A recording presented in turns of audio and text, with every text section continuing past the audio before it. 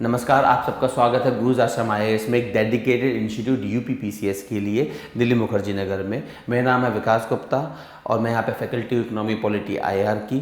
तो ये जो वीडियो जो आज हम जो बना रहे हैं इसका टॉपिक बेसिकली है नेपाल और उससे एसोसिएटेड इश्यूज। कुछ चीज़ें तो आपको आइडिया भी होंगे, आपने जेन जी के बारे में सुना होगा, अमेरिकन डीप स्टेट का एंगल सुना होगा, इंडिया एंगल सुना होगा। तो इन चीज़ों पर हम समझेंगे कि जेन जी क्या है, उन्होंने प्रोटेस्ट नेपाल में क्यों करा, उससे क्या फॉल आउट रहे, आउटकम क्या रहे, फ्यूचर क्या हो सकता है, और जो ज़्यादा महत्वपूर्ण डायमेंशन होंगी खासकर क्या अमेरिका का इसमें कोई रोल बनता है नहीं बनता, आपका इंडिया में ऐसा हो सकता है या नहीं हो सकता। कुछ आर्ग्यूमेंट्स हैं, हाँ हो भी सकता है, कुछ आर्ग्यूमेंट नहीं भी है। तो इन सब डायमेंशंस को ध्यान में रखते हुए प्लस कुछ स्कॉलर इनपुट कि ऐसा क्यों हो रहा है कि साउथ एशिया में एक के बाद एक सरकारें गिरती जा रही है, चाहे श्रीलंका हो, बांग्लादेश हो, अब नेपाल भी आपने देख ही लिया।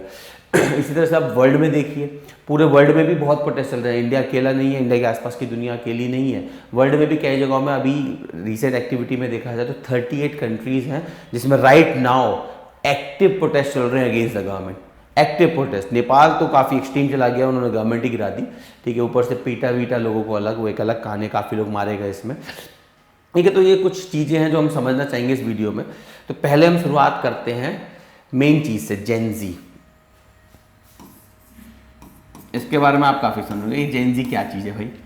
देखिए बेसिकली सोशियोलॉजी में या सोशियोलॉजिस्ट जो होते हैं ना, वो बेसिकली जो ट्रेड्स होते हैं हर जनरेशन, जैसे हम कई बार सुनते हैं ना जनरेशन गैप, तो हर जनरेशन का कुछ ट्रेड्स होते हैं, जैसे इंग्लिश में कहते हैं, कुछ खूबियाँ खामियाँ जो भी होती है उस जनरेशन को डिफाइन करती हैं। जैसे किसी ज़माने में बूमर हुआ करते थे, जिन्होंने बच्चे पैदा करे और आबादी एकदम से बढ़ना शुरू हो गई, तो इस तरीके से हम उन्हें डिवाइड कर देते हैं। देखिए ये याद रखिएगा, ये कोई स्ट्रिक्ट डिवीजन नहीं है। मैं ये नहीं कि मैंने जेन जी बोला तो एग्जैक्टली ये व्यक्ति जेन जी है, ऐसा कुछ नहीं है। पर हाँ, एक रफ आइडिया आप ले सकते हैं कि जेन जी जनरली वो लोग होते हैं जो आप कह सकते हैं 1995 के बाद और लगभग आप कह सकते हैं 2010 के अंदर। तो ये एक ब्रैकेट बन सकता है। मैं फिर कह रहा हूँ ये स्ट्रिक्ट ब्रैकेट नहीं है कि इससे पहले वाले जेन जी नहीं हो सकते, इसके बाद वाले नहीं हो सकते।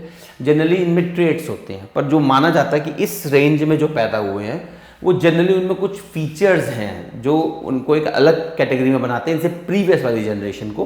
प्रीवियस वाली जनरेशन वाई थी, जेन जी से पहले जो आए थे, इससे पहले जो है वो वाई थे। अब जेन जी के बाद भी बोला जा रहा है एक अल्फा है, ठीक है, उनके भी अपने ट्रेड्स हैं, internet technology, artificial intelligence, cyber physical system में इन्वॉल्व रहते हैं ये लोग वगैरह वगैरह, ठीक है। फिलहाल हम जेन जी की बात करें तो जेन जी कौन है?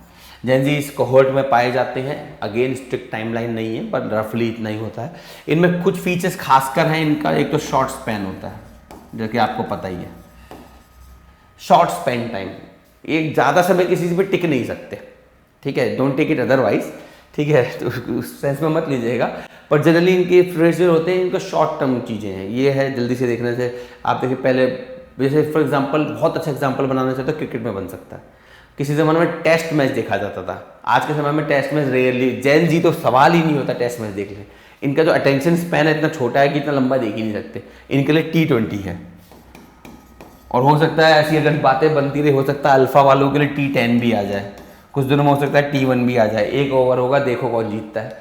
तो बेसिकली शॉर्ट स्पैन इसमें होता है, इसीलिए आप यूट्यूब वगैरह पर क्लिपें देखें तो वो भी शॉर्ट होती है। जैसे शॉर्ट्स वीडियो होती हैं 2-2, 3-3 सेकंड्स की, जो शॉर्ट्स चलते हैं वो ज़्यादा व्यू देते हैं बाकियों के मुकाबले में। इनका शॉर्ट स्पैन होता है। दूसरा टैक्स सेवी है, ये तो कमाल की बात है ही, हाईली टैक्स सेवी। टेक्नोलॉजी इनका बाय हैंड बोलते हैं ना, उल्टे हाथ का खेल है। तो टेक्नोलॉजी को अच्छी तरह से समझते हैं, उसमें इन्वॉल्व हैं। और उसके अलावा जो मेन फीचर है इनका, ज़्यादा फोकस जो होता है ऑडियो वीडियो पे होता है।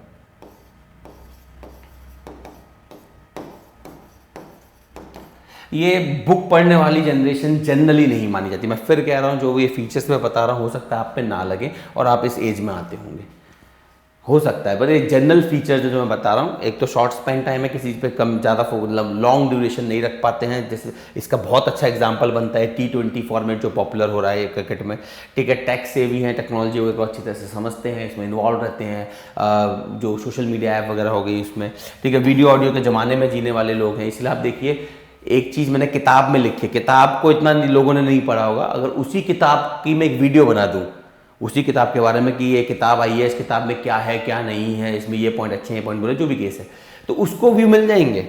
मतलब वो आराम से देख लेंगे। इसलिए देखिए जो टीचर्स वगैरह हैं या बाकी इंस्टीट्यूशन में वो यूट्यूब वगैरह पे पढ़ाने लगे। यूट्यूब की जो लर्निंग है वो ज़्यादा, ऑडियो वीडियो लर्निंग ज़्यादा पॉपुलर हो रही है। तो ये जेन जी की वजह से इनकी प्रेफरेंस है। उसके अलावा ये थोड़े रिबेलियस टाइप के भी माने जाते हैं।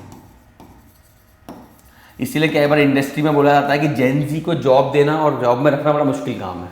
ये रिबेलियस टाइप के हैं। जैसे प्रीवियस हम देखते थे ना, बॉस ने बोला भाई तू 12 बजे जाएगा, कोई नहीं, कोई तेरे घर में डेथ भी हो गई है, पहले काम करके जा। ये ऐसे नहीं है। डेथ छोड़ो, अगर दोस्त के साथ पार्टी पे भी जाना तो निकल जाएंगे, कहेंगे आ देखा जाएगा, जॉब की जॉब देखी जाएगी। तो ऐसा बोला जाता है कि थोड़े रिबेलियस एटीट्यूड टाइप के होते हैं। ये सबसे बड़ी बात है, रिबेलियस एटीट्यूड। माई टर्म्स होता है, माई वे और द हाई वे जैसे इंग्लिश में कहते हैं। या तो मेरे हिसाब से चलो, नहीं तो फिर जो होगा देखा जाएगा, कहानी है। ठीक है, तो ये कुछ फीचर्स है जेन जी के, कुछ लोग होते हैं। बाकी तो जनरल फीचर्स हैं, आप इससे अलग भी हो सकते हैं, हो सकता है आप में से इनमें से कोई फीचर ना भी हो भी, क्या कुछ कह नहीं सकते। ठीक है, पर जनरल फीचर्स यही होते हैं। अब आते हैं नेपाल पे। जेन जी को हम समझ गए। अब जेन जी की बातें इतनी क्यों हो रही है, इसे नेपाल प्रोटेस्ट को जेन जी प्रोटेस्ट क्यों कहा जा रहा है? क्योंकि ये माना जा रहा है कि ज़्यादातर लोग जो इसमें इन्वॉल्व हैं वो इसी जनरेशन के हैं। देखिए जो जेन अल्फा है, जो इसके बाद आ रही है, वो तो अभी बच्चे हैं, उनका तो कुछ है ही नहीं। वो तो बिल्कुल अभी आप टीनेजर से 14-15 से भी नीचे हैं, तो उनका तो कुछ कह ही नहीं सकते हम। जो जेन वाई है वो थक चुकी है। अगर आपको एक मूवी याद हो, जैसे रंग दे बसंती, अगर आपने मूवी देखी हो तो उसमें बहुत अच्छे डायलॉग है, जिसमें आपका जो मेन एक्टर है आपके, वो 3 इडियट वाले, मेरे को नाम भी ध्यान नहीं आ रहा इनका, शाहरुख, आमिर खान, यस आमिर खान। तो आमिर खान जो होते हैं वो एक अच्छा डायलॉग बोलते हैं। एक फिरंगी औरत होती है, मतलब फॉरेनर होती है, तो उसे वो क्या बोलते हैं, कॉलेज के अंदर हम दुनिया को घुमाते हैं, कॉलेज के बाद दुनिया हमें घुमाती है। कहने का मतलब क्या है? उसका कहने का मतलब जो स्टूडेंट होता है वो बहुत आइडियलिस्टिक होता है, जो यंगस्टर होते हैं वो एनर्जी से भरे होते हैं। ठीक है, वो बिल्कुल तैयार बैठे हैं। जैसे फॉर एग्जांपल आपकी लड़ाई हो जाएगी किसी दोस्त से, तुरंत कॉल लगा, तुरंत भाग के आ जाएगा दोस्त। यही अगर आप एक एज हो जाती है, जो आप जॉब में जाएंगे, अपने ही उस फ्रेंड के जिसके लिए आपने मार खाई है कॉलेज में, उसकी ही शादी में जाने के लिए आपको टाइम ढूंढना पड़ता है। क्यों? छुट्टी लोगे, परिवार है, बीवी है, बच्चे हैं, बहुत ड्रामे हो जाते हैं। तो जेन वाई आप कह सकते हैं कुछ हद तक थक चुके हैं। ठीक है, टायर्ड है ये। ठीक है, ये पावर में बैठे हुए हैं। ज़्यादातर आपको जो मोर पावरफुल स्ट्रक्चर में जो मिलेंगे वो जेन वाई है, क्योंकि उनकी एज अब 30-40 हो चुकी है, तो वो पावर स्ट्रक्चर में बैठे हुए हैं। जेन एक्स जी जो है वो अपना फ्यूचर ढूंढ रहे हैं अभी। ये बहुत स्टार्टिंग में, अगर मैं कोई पावर स्ट्रक्चर में होगा तो बहुत स्टार्टिंग में हो सकता है, छोटा सा कोई मेयर हो, एमएलए हो, इस तरह का छोटा व्यक्ति, अभी बहुत बड़ी पावर में नहीं आए हैं। ठीक है, और जो रूल कर रहे हैं वो जनरली जेन जी से पहले के ही हैं। ठीक है, जेन जी ज़्यादा है, पर ये काफ़ी रिबेलियस नहीं है, थक चुके हैं। ये है रिबेलियस, नया खून है ना, यंग खून बॉयल मारता है, इसलिए इसे जेन जी प्रोटेस्ट बोला जा रहा है। क्योंकि ये लोग थक चुके हैं, ये लोग बच्चे हैं, क्या ही प्रोटेस्ट करेंगे, बच्चे कौन? जेन जी। अगेन इसका मतलब ये नहीं है कि जेन वाई के लोग इसमें नहीं है, कुछ होंगे, बिल्कुल होंगे। 30-40 के लोग भी होंगे, 40 की एज के भी लोग होंगे जो सरकार से नाराज है, वो भी होंगे, मेजॉरिटी यही है। क्लियर?